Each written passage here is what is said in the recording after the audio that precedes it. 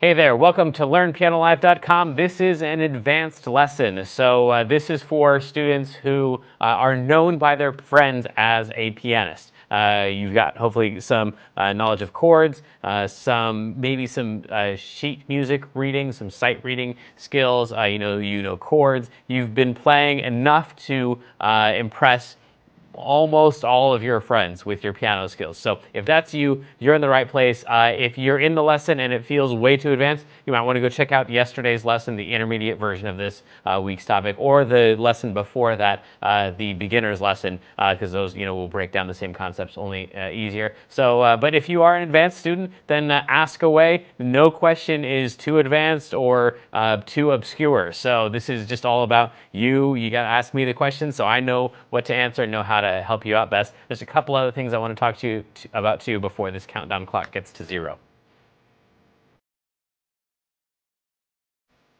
All right, first and most important, ask a lot of questions. The way that you're going to do that is there's a couple different ways. You can jump in the chat room and talk with the other students who are logged in at the same time. I'll be watching the chat room too. You ask your questions there, or if it's a question that's just for me, a question about the lesson, especially if you know it's one that's going to fit best at the question and answer time at the end, then you just put your name and your question in the box below this video, click submit, and then I will get that. Now, if you're already in the archives, if you're watching this not live, but you're watching this in the archives, then make sure at the end of the lesson you click on the survey button. You don't have to fill out the entire survey. If you want to, I'd love your feedback, but really the best part of that is that you can put your question in there, and then when you click submit, then I will get all of your questions. I'll make sure that you get them answered, whether you're in the archives or you're live.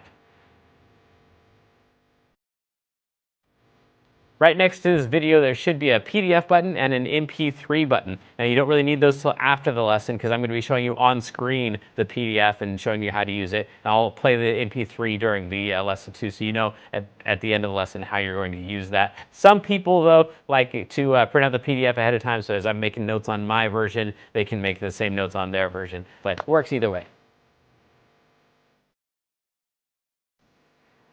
All right, this is perhaps the most important part. You need to leave the lesson when you feel like you're sufficiently challenged. So, I'm teaching these lessons, 12 to 15 lessons a month. Normally, in traditional lessons, you're getting like a lesson every other week or so. So this is just way too much for you to take in. So, the goal is for you to get some little nugget of something that you can really practice on, really work on. Once you feel like you have that, then you really don't need anything else from me. Go practice. That's where this stuff is really going to happen. You're not going to get through this lesson and be able to play something really well. You're going to get through this lesson and have the information that you need to practice more effectively. That's really the goal here. So don't feel bad about taking off early. If you feel like halfway through the lesson you got as much as you can take in at that time, then go practice that thing, and then come back whenever you've got that thing down, or you're bored with it, or you just want to check out the next topic. Don't forget also that you've got the archives too. So if you want to see one little thing, just repeat it over and over and over. Just give me, hopefully within 24 hours after the lesson, this thing will be up in the archives, so you can just go back and watch it over and over and over and over and just get that little segment down. So each lesson has its own specific focus. This one, out of the 8 sectors of musicianship, the one that we're focusing on today is style. So this is a lot like, in language, how different places of countries have different accents. Even though they're all speaking the same language, they have different accents from different sectors of the country. So that's kind of what this is. In music, you got music. This is C. But then, you got all your different accents, the different pieces of lingo, the blues stuff, and the country stuff. So all the different genres have their own very distinct feels to them. Today's going to focus on giving you a little piece of how you can have the accent of a certain style. So I hope you enjoy it. Let's try it out.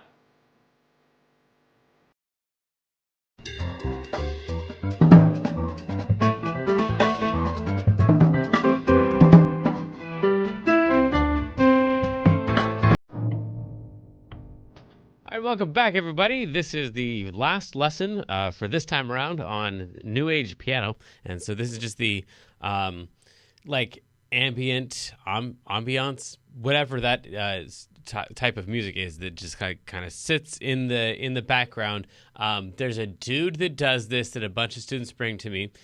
He wrote a song called "A River Flows in You," and then apparently he's got a bunch of other stuff too. And it's all this kind of stuff. And then if you just pretty much Google relaxing piano music, you're bound to run into some George Winston and some other guys like that are just kind of, well, I'll show you.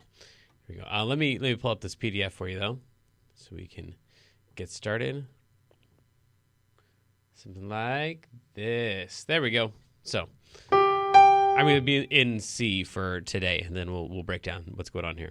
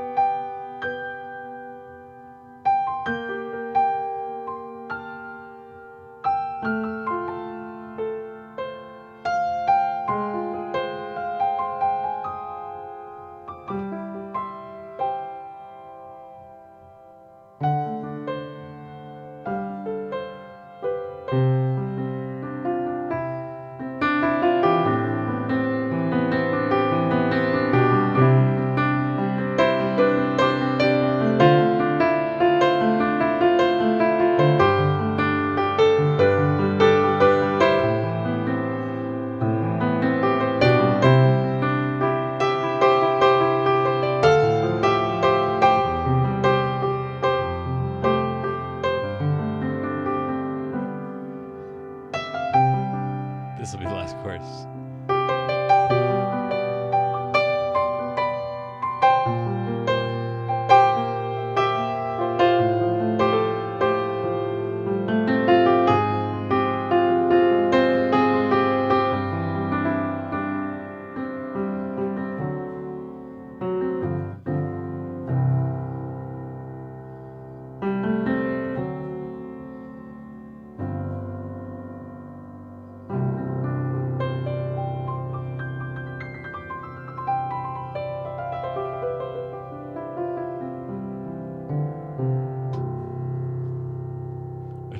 Something like that.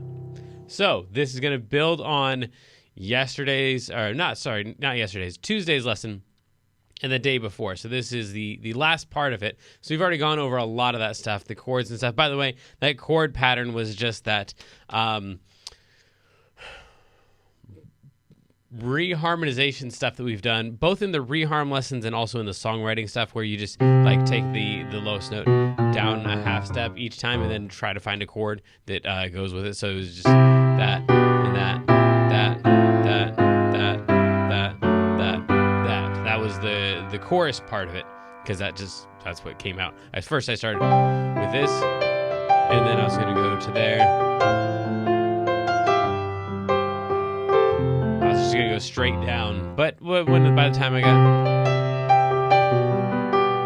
this one, just like it just felt like the next right one, so I just threw that one in there, and just had to go chromatic instead of diatonic down the scale. So if none of those words made sense to you, that's all right. Most of it didn't matter. Just if that did make sense to you, then hopefully that'll help you recreate some of that stuff. Cool. Melodic pentatonic scales. So this is our normal pentatonic scale, 1, 2, 3, 5, 6. And then I'm just trading out the 6 and the 7. So trading the 7 for the 6. So 1, 2, 3, 5, 7. Right there.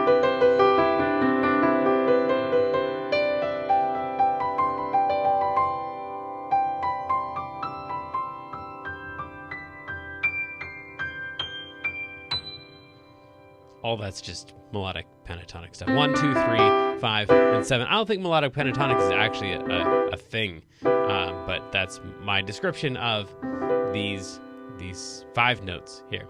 So 1, 2, 3, 5, 6, or 1, 2, 3, 5, 7, and then switching chords to the 4 chord, you can use the same exact ones. It's really just the chord. If you take the chord, add in the 2, and then make it a major 7 chord.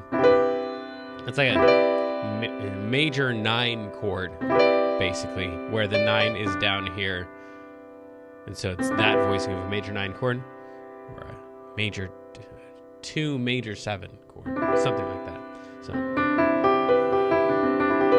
And so when you switch chords to the 4 chord, then you have that same thing.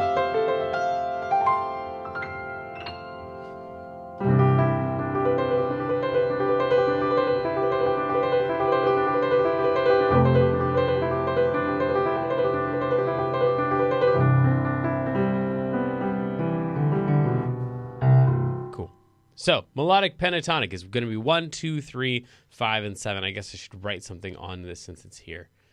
5, 7, and then it just repeats after that. 5, 7. So you're skipping the 4th note and the 6th note in the progression. After your 1, if we're on the F chord, 1st note, 2nd note, 3rd note, don't play the 4th note, 5th note, don't play the 6th note, 7th note.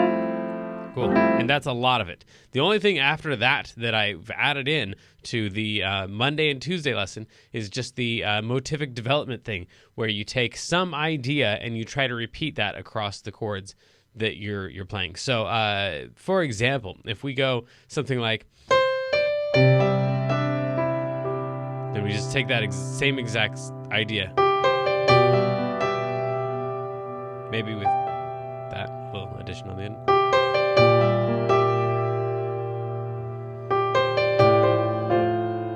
Right, so the motif there, that thing, just reusing that over multiple chords.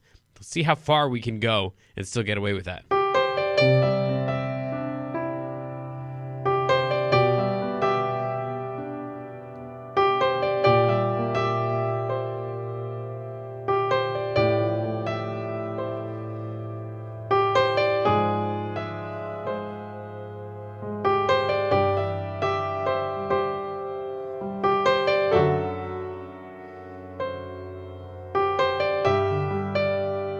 So pretty far. That's like all the way through the entire progression. If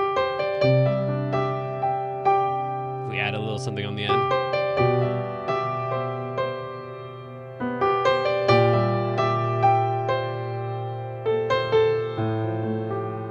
So I didn't use the motif there.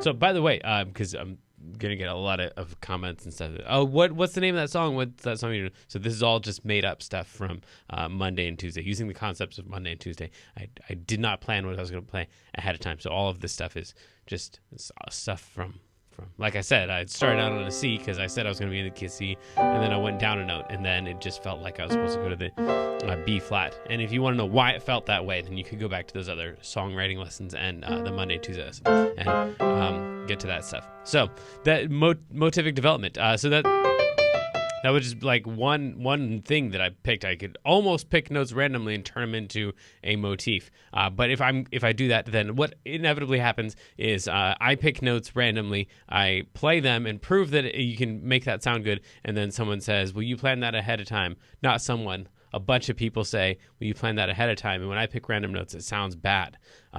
So that's because, one, if you pick random notes, sometimes it sounds bad. And a lot of you, if you've been with me for any time at all, you've experienced me doing that, where I pick random notes. I'm like, I just didn't like that one, and we change it up to make it sound better. And part of the reason is that when you play something, it always sounds worse to you than if somebody else plays it. Oftentimes that exact same set of notes will sound genius. So the fact that you're not the one doing it, you're not thinking about how it's put together, your ears are just hearing the notes and the relationships between the notes, then it sounds better than if you're actually thinking through what it is that you're doing. And then you've got that analytical part of your mind, or whatever that is. I don't know. I'm not a neuroscientist. I'm a piano teacher guy.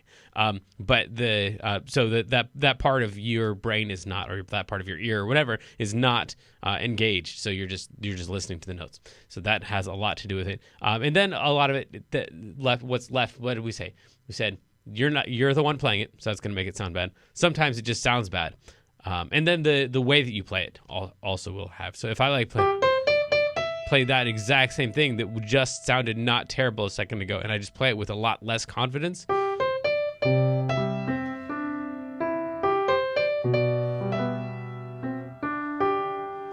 it sounds bad now. See, I don't know. When he plays it, it sounds good, but I play the exact same notes, and that's just because it's not as smooth. A lot of times you can fix that by just slowing things down a whole lot.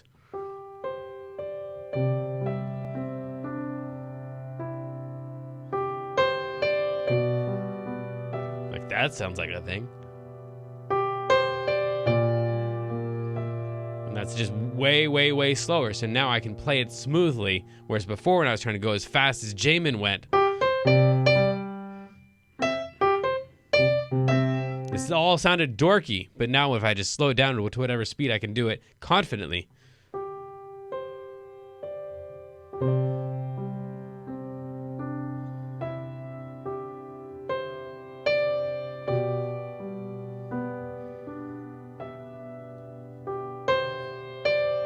Now it just sounds like a beautiful, but slow, but beautiful song.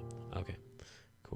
So that's pretty much it. Your play-along track is just C and F, but at this point, most of the advanced lessons, the play-along tracks are, hopefully you are your own play-along track, or you're using the metronome to help take some of these speeds from really lower speeds to faster ones. So a lot of times the play-along track will not help as much with the advanced students, unless you're one of those people that's actually a beginner or an intermediate, but you just like to show up to the advanced lessons just to see what we're talking about and see how much of that stuff you can soak up, in which case your play-along track is C and then F. C for 2 measures and then F. That's going to sound, let me play that for you. Your play-along track sounds something like this.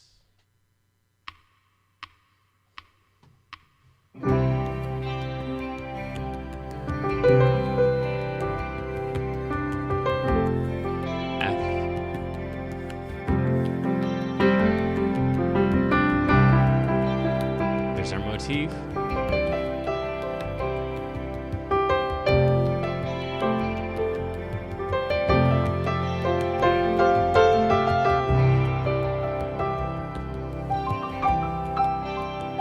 It's just C and F back and forth, 2 measures of each. So that's what that should sound like when you play with your play-along track. And I think that's it. So let's do our wrap-up. Today's pretty much just 2 concepts. One is the melodic pentatonic scale, which is 1, 2, 3, 5, and 7. And in most cases, and for most of this type of music, you can actually just play that in the scale. You don't have to change it for the chord. So you can just play that no matter what chord is going on. Occasionally, if one of these notes directly conflicts with the chord that you're playing down here, which won't happen, by the way, if you're following the rules of Monday's lesson and just picking all diatonic chords. But if you're doing stuff like we did today with these bass chromaticisms and stuff, that all works. That all works. That's going to be pretty hard to make that work right there. So you'd have to change one of the notes. But if you're just using diatonic chords, then you can.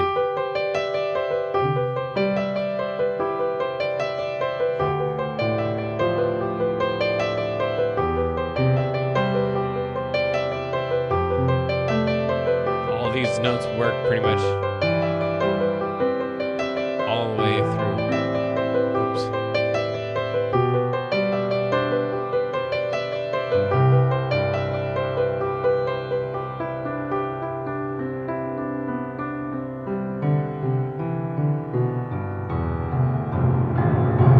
Okay, so 1, 2, 3, 5, and 7. And then the other thing we talked about was motivic development, just taking some little tiny concept and trying to use that over multiple chords, even if you play something a little bit before it to introduce it in the chord, in the phrase, or if you play a little something after it to help it be not literally the exact same thing every single time. That all helps. So those are the two things. We talked about your play-along track, and so we will be getting to your questions in just a minute. But first, our feature of the day is supposed to be a question of the day, but honestly, we're about to hopefully get into. I'm going to run through a bunch of these questions of the day because we have like 10 features, so it's like once every 10 weeks we get to the question of the day, and really honestly there could be a question of the day every single lesson. So today is about when to start your kid playing piano, and I mostly get this from parents of 4-year-olds, 5-year-olds, and 6-year-olds. So I have had some I've had some 4-year-old students, I've had some 5-year-old students, and plenty of 6-year-old students. The expectation that you have for how much progress your child is going to be able to make is a huge factor. So I haven't had a 4-year-old student yet that was getting much for their money. And sometimes that was fine because like either they were homeschooled and their homeschool vouchers were paying for it. So they didn't really care about how much they just wanted their kid like in music.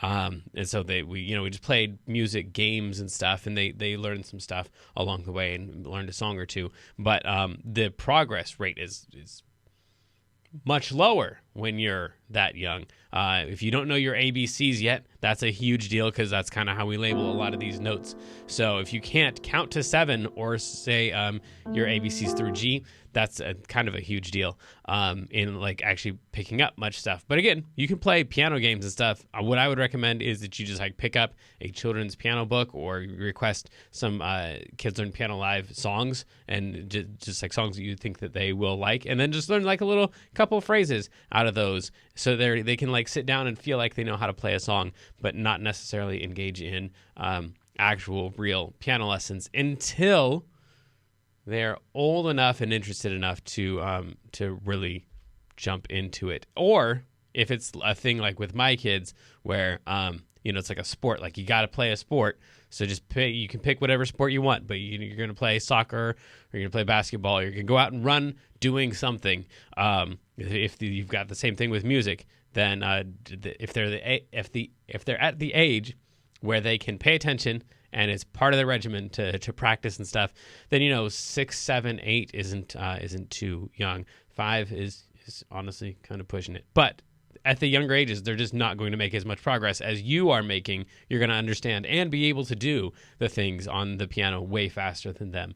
So I don't see a huge advantage to starting very early, except just to have a piano in your house that they can play on. They can make notes and they can start getting used to like, hey, when I play these ones up here, like these sound like high, even though they might not like define it as high. Like that, those have a different sound than these ones down here. This one sounds all scary and stuff, and these ones all sound happy. And then every time Mom tells me to play a song, like she always has me play it right in here. So I guess this is where we play most of our songs, and this stuff up here sounds all happy and glittery, and this stuff down here sounds scary and cool in its own way. All that kind of stuff is super duper helpful because I got plenty of students who have never, like, there's no instrument in their house, and they'll come in for their first lesson, and they are disturbingly old to not be able to, like, this direction is up and this direction is down. Like I play these, and I'll go, all right. So is this a high? Am I playing a high note or a low note right now? Low. Yikes. Okay, so that stuff all helps, but the actual piano lessons, I don't do it for my own kids. Okay, so then that takes us to the questions, your questions. Let me check on some other platforms here. Make sure we got all of them. Hello, Carolyn and Tigger. Again, no questions from you. Just smileys, which is great. More students should be like that. Not the no questions part, sorry. Just the smiley. That's great. Okay, here's one. Where does the F want to go normally? The F chord, just playing an F chord by itself. Yeah. Ooh. Yes. All right, I'm going to answer this two different ways. So the F chord by itself, first way, is it doesn't want to go anywhere. Like the F chord does not have a place it wants to go. It's all about context. So if the F chord is in the key of B flat, so we're in the key of B flat. Cool. And you play an F chord, it wants to go to the B flat chord. So it wants to go up. But like in the key of C, it's pretty comfortable if we just have the key of C and you play an F chord. It could want to go to a lot of different places. It's pretty stable. It might want to go down to a C. But those are two different answers, I guess. So the F doesn't have anywhere that it wants to go. Major chords are pretty stable in a vacuum. You never run into a chord that's in a vacuum. They're always in context. So it depends on what role it's playing in the key. If it's playing the role of the 5, then it's going to want to do what a 5 chord does. If it's playing the role of a 4, it's going to want to do what a 4 chord does. If it's playing the role of a 1, it's going to want to just stay there. Okay, cool. As opposed to like diminished chords, which tend to want to like collapse in. So an F diminished chord would want to go somewhere, even outside of any context. But yeah, an F major chord. Major and minor chords are pretty stable, meaning they don't want to go anywhere just on their own. And it looks like that is our one and only question, minus now 3 extra smileys. Thank you for those in the chat, whoever you are. Cool. So one question, lots of smileys. Hopefully some takeaway that you can start applying to your own piano playing, even if it's not new age piano, whatever context you're playing in, using that melodic pentatonic scale and adding more motifs to your playing, I guess is good in any context. So till next time. Next week we're covering the Beatles yesterday. So we'll see what copyright fun ensues there. But anyway, yesterday by the Beatles. Next week. Until then. Good luck. Have fun.